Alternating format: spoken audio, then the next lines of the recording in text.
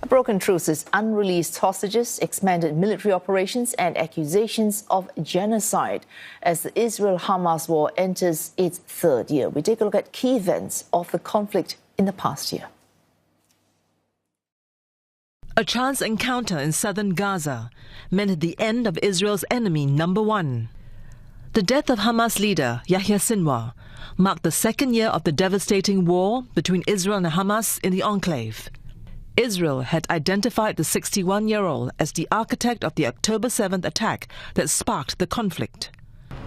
In November, the International Criminal Court issued arrest warrants for Hamas and Israeli leaders, including Prime Minister Benjamin Netanyahu, for alleged war crimes. By then, the death toll had soared past 44,000, with thousands more injured or missing. But then, a reprieve in January, after 15 months of war. يسر دولة قطر وجمهورية مصر العربية والولايات المتحدة الأمريكية الإعلان عن نجاح جهود الوساطة المشتركة بوصول طرفي النزاع في قطاع غزة. A ceasefire deal took effect the same month, resulting in a pause in fighting and the release of Hamas hostages and hundreds of Palestinian prisoners held in Israeli jails. But that peace was short-lived. Less than a month in, both sides traded accusations of truce violations. In March, Israel again cut off aid to the enclave.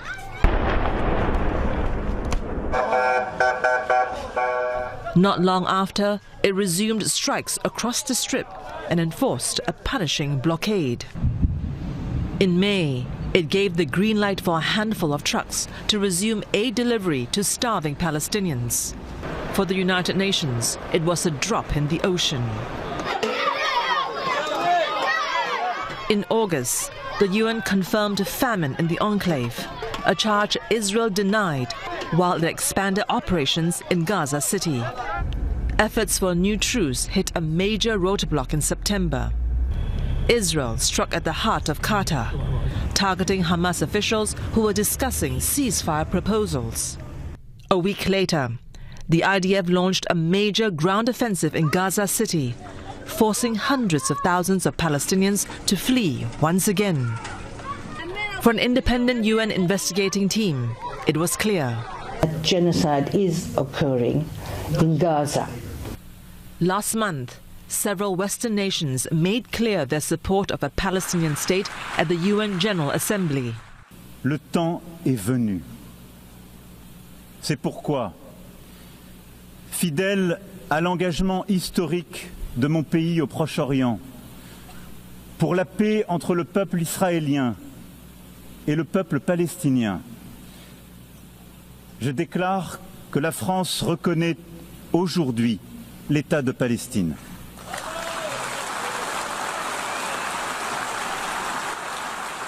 A landmark change in diplomatic tide amid mounting pressure from the international civil society. But Israel insists letting an independent Palestinian state exist would be rewarding terrorism. The US president seems to think differently. His 20-point peace plan to end the war includes creating a pathway for a Palestinian state. It means the immediate end to the war itself, not just Gaza. It's the war itself. Israel has agreed, while Hamas has stopped short of accepting it unconditionally. It may be the closest both sides have come to a permanent ceasefire. But an air of uncertainty lingers as the war enters its third year. Now I'm joined by James Dorsey. He is adjunct senior fellow at the S. Rajaratnam School of International Studies at Nanyang Technological University here in Singapore. Dr. Dorsey, 20 points, this peace plan by US President Donald Trump. For you, the word plan in this instance might be a misnomer. Indeed. So what we have is a set of principles that would guide ending the war and theoretically eventually ending the Israeli-Palestinian conflict. The problem here is several-fold. First of all, there are no terms for the implementation of those principles, nor is there a mechanism suggested how these terms would be implemented. I think the second thing is that despite the overall and general acceptance of the plan, nobody really likes the principles as they are stated. However, they are the only game in town, and equally importantly, they involve the engagement of the single most important player in all of this, the US President Trump.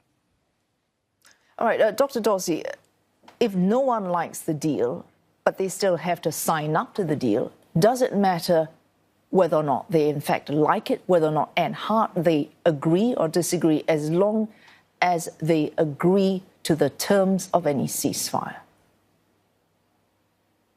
Well, that's the whole issue, if you wish. We have the principles, and what we're seeing at the moment in the negotiations that are going on in Cairo is trying to negotiate the terms of this. So you have on the one side Hamas, which says we're willing to exchange the Hamas-held captives who were abducted on October 7, 2 years ago during the Hamas attack, in exchange for Palestinians held in Israeli prisons, but equally importantly, in exchange for a permanent end to the war and a complete Israeli withdrawal from Gaza. On the other hand, what we're seeing from the Israelis are that their acceptance at this point involves focusing on the release of the Hamas-held captives rather than on what that would entail and how to get to the release of those captives. So there's a huge gap. And there's no indication at this point, despite the optimism, that that gap is being bridged. It stands to reason that either side, each with its own vested and likely contradictory interests, is likely to be emphasizing what they want to see and downplaying what they do not want to see. Is there any overlap in terms of what they might agree with, even if they might not like to agree to those terms? Let's put it this way. I have little doubt that the Palestinians want to see an end to this. I think there's a question mark whether Israeli Prime Minister Benjamin Netanyahu wants to see an end to this. There are reports that it took some arm twisting by the U.S. president to get Netanyahu to at least nominally accept the plan. But unless you can agree on the terms of release of captives and release of prisoners, and on the terms of what a ceasefire would entail, it's going to be very difficult to bring the two sides together. Pressure from Washington, likely exacerbated by irritation from the White House when Israel chose to bomb Qatar, even as Hamas was looking closely at that proposal from Steve Witkoff, that's a U.S. Special Envoy, and that quite clearly frustrated President Trump. U.S. pressure, should the U.S. choose to exert that pressure, could that make the difference in Prime Minister Netanyahu actually going the extra mile to sign this agreement? Qatar may have been the straw that broke the camel's back, but we've seen moments of frustration, irritation on the part of Trump towards Netanyahu, actually from the beginning of his second term in office. The real question is, and that's what I think is missing at the moment in Cairo, is whether or not Trump is going to exert the kind of pressure that is going to force Netanyahu to end this war. What we're right now seeing in Cairo is the Egyptians and the Qataris negotiating with Hamas and the Israelis standing by. And that's not a very hopeful indication. On the question of whether U.S.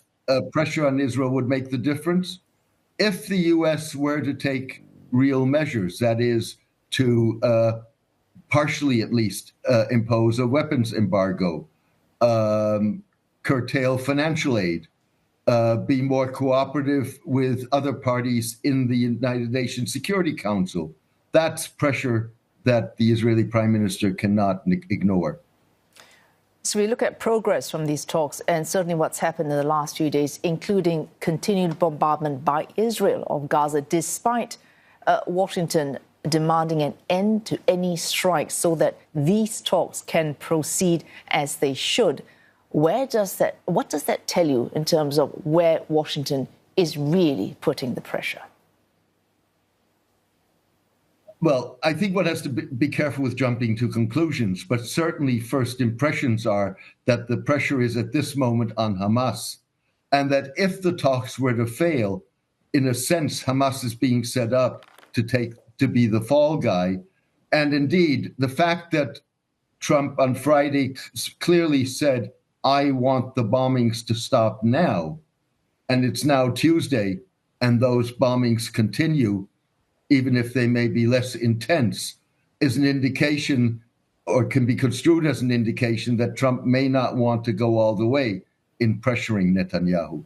And a final question here, Dr. Dorsey. Do you see as some hope, perhaps we might find incremental progress, so achieving first phase progress and results, for example, exchange of prisoners, release of prisoners, hostages on one side, prisoners on the other, and building on that to larger and far more complicated agreements of withdrawal and governance of the Gaza Strip? Is that even a realistic hope? Incremental progress. Final question.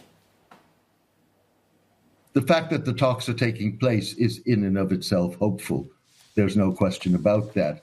However, the captives that Hamas holds is its major trump card at this moment. It's highly unlikely that Hamas will surrender all of those trump cards. With other words, 48 Hamas-held captives, whether dead or alive, without having guarantees for an end to the war and an Israeli withdrawal. Are there interim measures possible? Yes, it's possible. Will Israel and the United States agree at this point to a partial release of captives? Hard to say. Both Trump and Netanyahu have insisted that all captives need to be released at this point in one go. Thanks for that. James Dorsey there, Adjunct Senior Fellow at the S. Rajaratnam School of International Studies right here in Singapore at NTU.